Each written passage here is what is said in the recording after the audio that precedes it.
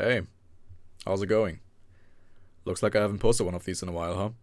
Yeah, I'm bringing the series back. I didn't really forget about it, it's just that I had other things to upload lately. Like, I've been busy with Stories 3 these last couple of weeks and didn't really play any other games all that much. I'm only missing one achievement now, like, I'm pretty much done with the game. But yeah, prior to that, I had that was a week, or like a week and a half, where I was sick as a dog and I was sitting at home with fuck all to do. So I just decided, hey, let's grind out a bunch of runs, because what else am I gonna do? And that's what I did, like that Tiggy Energy Rathalos run, Daimyo, Berserk Tetsu, all that was done in 1 week. I was going kind of crazy. Now I'm out of things to upload, so we're back on this. So this is Lance versus Tigrex, one of my favorite weapons to fight him with, along with, I would say, Gun Lance, Sword and Shield Lance, like my top 3 weapons to fight him with in no particular order. But yeah, this is Lance. It's honestly quite similar to the other weapons. I think this is going to be a shorter one because I don't have a whole lot to talk about here that I haven't said before. But yeah, since I haven't posted this in a while, like a speedrun breakdown, I'm just going to explain the general approach for most weapons, including Lance. You basically do 1 stagger's worth of damage per opening. So in Lance's case, that means it takes, like, you're going to see that in a second. It takes 5 hits to stagger him, or 4 depending on crit RNG, and we're going to get to that. And you basically do 2 or 3 pokes depending on how much time you get during your opening. Then he staggers, you do 3 pokes during the stagger, and then the next 2 pokes, or 1, will stagger him again, and then you just do that for the entire fight until he dies. GG, WR. But yeah, at the beginning I just grab his attention with the Trank Bomb, the most overpowered item in the game. And right here you can already see 5 pokes to stagger him, and this is without Challenger and without him having the better head hit zone from being enraged.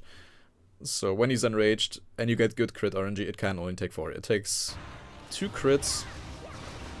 Like, you have to crit twice during those 4 hits for the 4th one to stagger. Okay, so everything until now is scripted. That was once 1 crit right there, right?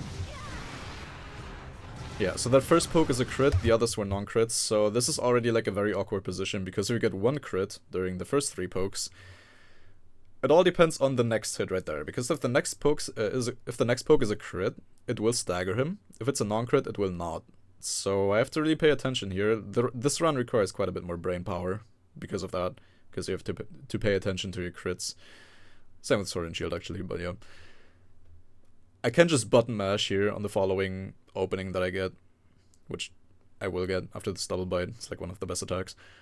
And yeah, I can just mash A, because if I do get the crit and he staggers and I accidentally do a second poke into the air, then I don't have enough time to do 3 pokes during the stagger, which puts me in a very awkward position. But I don't get the crit and it takes 5 hits.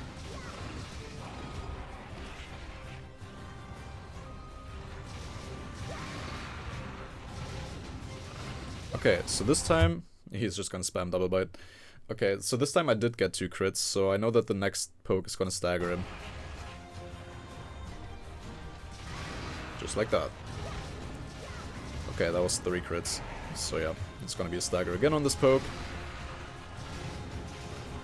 Neck hit, but 2 crits, so it will take 2 more pokes to stagger him. Like 2 crits on the head. Just very lucky, because I would not have time. Like, I could not have done 3 safe pokes during that opening right there. So those crits were quite important. But it's just doing the same thing over and over, so I don't really have much more to say here. Yeah, charges are pretty difficult to deal with Lance, because you are slow, you can't really position yourself all that quickly, and you're gonna see that right here, that I can barely capitalize on this. Yeah, this is actually kind of sexy, hold on.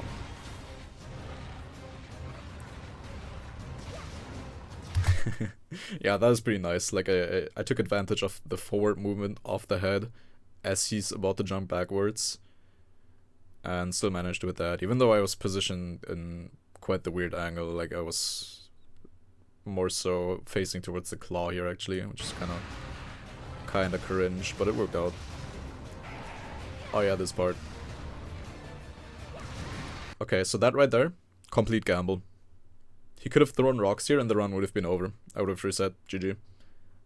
But he did like if he does that, or a charge, this will work out. So I gambled on that and I won the gamble. But I'm a bit too far away here and I missed one of the pokes. So I can only do 2. Yeah, this is what I was talking about earlier. Like, you can only do... Hold on. Yeah, you can only do 2 pokes safely during each opening. So because of that, I was not able to get the stagger there. He's non-enraged. You want to enrage him as quickly as possible, because you basically get the same amount of pokes, no matter whether he's enraged or not. But when he's non-enraged, his attacks are slower, so it takes longer until you can actually punish them. And you do less damage, because lower head hit zone and no challenger, so you just want to enrage him as quickly as possible. And he should be enraged here. I don't know why I did the additional poke there, but it doesn't really matter. I still get the stagger here just fine. Didn't really break the loop. Not a big deal.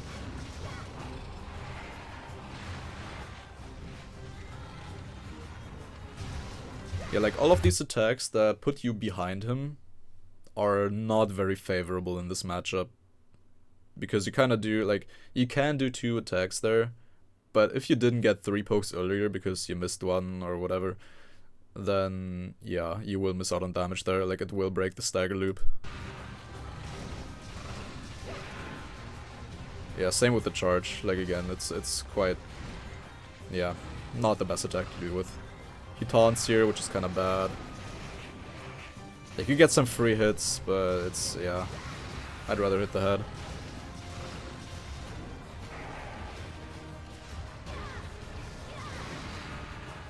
Yeah, charge finisher is basically 2 normal pokes worth of damage. Like, it's about the same. So you can also just do 3 pokes into a charge finisher. Or yeah, you can also do, you can do stagger, and when you're too far away, you can also do a charge finisher, and then it also takes 2 more hits. Okay, so it's actually more like 3 pokes worth of damage. Forget what I said. But yeah, a charge finisher can also be used as an alternative when you can't position yourself fast enough to do normal pokes when you're too far away, which was the case here.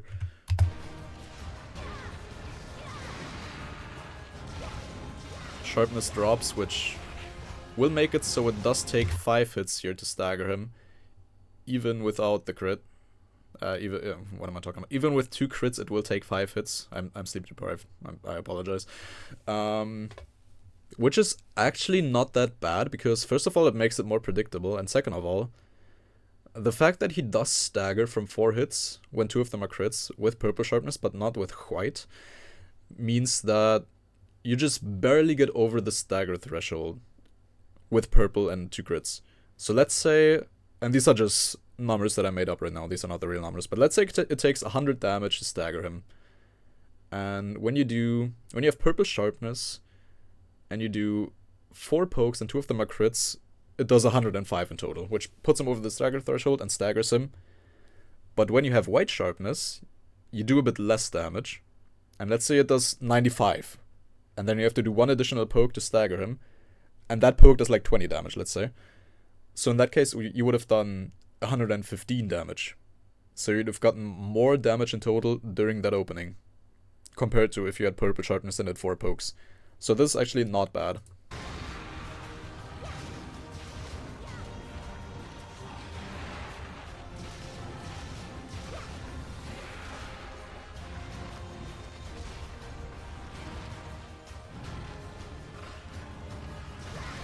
Okay. Wait, why did that stagger? Wasn't that 4 pokes? Wait, am I tripping? Let me go back.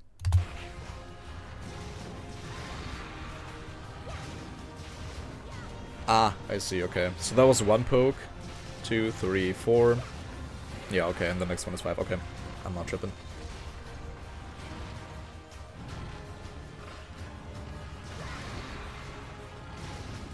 Well, that was just barely. Like, I was almost out of position there, but it worked out fine.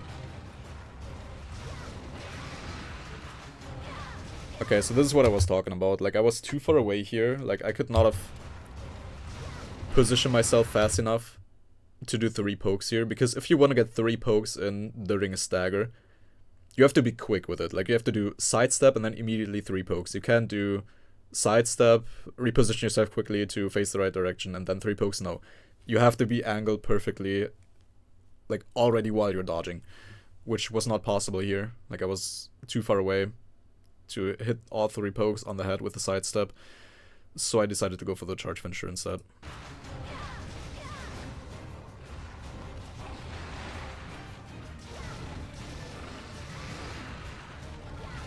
Which I should have done here too, but I thought I was in the right position. It honestly looks like the right position, like right now as well as I'm watching this.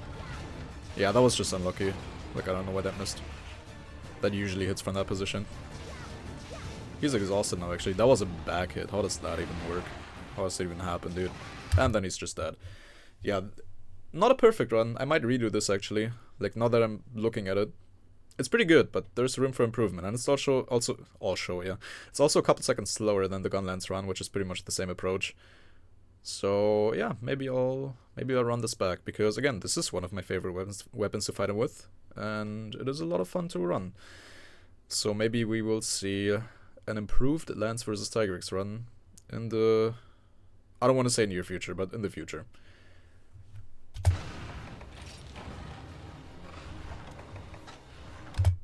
Yeah, evasion +1 is necessary to dodge attacks like the charge or rock throws at point blank.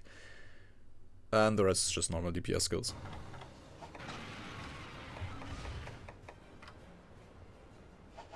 Yeah. Not really much to add here. I'm actually just gonna peace out right here because, again, I am sleep deprived as hell. I've been up since 6 in the morning. It's almost 11 now. Fell asleep at 2, so yeah. That's fun. And I haven't had breakfast yet, so I'm gonna do that right now, and I will see you later.